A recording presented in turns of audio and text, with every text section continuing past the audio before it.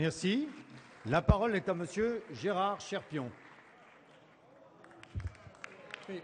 Monsieur le Président, mes chers collègues, ma question s'adresse à Monsieur le ministre du Travail, de l'Emploi et de la Formation professionnelle. Monsieur le ministre, notre Assemblée va commencer l'examen du projet de loi portant création des emplois d'avenir.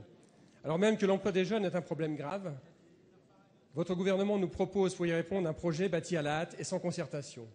Est-ce la pression des médias, l'impatience des Français qui vous force à agir ainsi, alors que ce projet, qui ne s'appliquera que fin 2012, pouvait être discuté dans les temps, aurait pu permettre au Parlement de faire son travail. Au lieu de cela, nous allons devoir nous exprimer sur un sujet qui n'est abordé que de façon superficielle.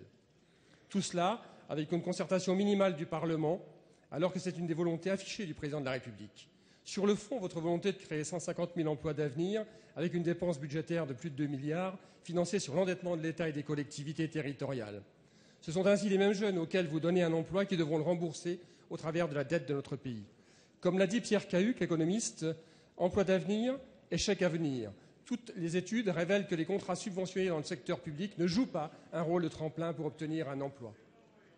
Le gouvernement précédent a fait un effort considérable en concertation avec les régions et le Parlement pour développer l'apprentissage. Avec la même enveloppe budgétaire, il donnait une réponse aux 600 000 jeunes en apprentissage et alternance pour atteindre 800 000 en 2015, et tout cela pour des emplois pérennes, loin des 150 000 CDD que vous apprêtez à créer dans la fonction publique.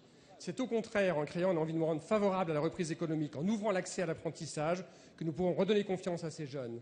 C'est en améliorant la compétitivité des entreprises, en baissant le coût du travail, en nous appuyant sur les entrepreneurs de PME, PMI de ce pays, que nous pourrons gagner la bataille de l'emploi. Ce n'est pas en augmentant la dépense publique que vous répondrez aux besoins de la jeunesse de ce pays. Ma question est simple, Monsieur le ministre. Quand allez-vous apporter les réponses pragmatiques que la situation nécessite, en particulier en termes de formation de ces jeunes ? La parole est à Michel Sapin, ministre du Travail, de l'Emploi, de la Formation professionnelle et du Dialogue social. Merci beaucoup, Monsieur le Président. Monsieur le député Cherpion, ce sont des sujets que vous connaissez bien. Je pense que vous pourriez en parler avec à la fois compétence et modestie. Parmi tous les chiffres particulièrement inquiétants pour notre société, le nombre total des chômeurs, plus de 3 millions, ils étaient là quand nous sommes arrivés.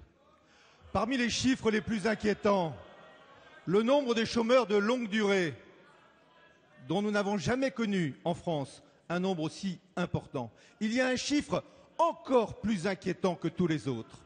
Aujourd'hui, il y a 500 000 jeunes qui sont sans emploi et sans formation, sans aucun bagage. C'est le double échec de votre majorité. Échec économique, il n'y a pas d'emploi pour les jeunes. Échec éducatif, l'éducation n'a pas pu, parce que vous avez supprimé ses moyens, faire face à ses obligations. Et c'est à ce double échec, c'est à cette urgence sociale, ces 500 000 jeunes sans emploi, de moins de 25 ans et sans formation, que nous allons aujourd'hui tenter avec vous, avec l'ensemble des groupes ici, de répondre. Est-ce que ça n'est pas une urgence, ça, monsieur le député?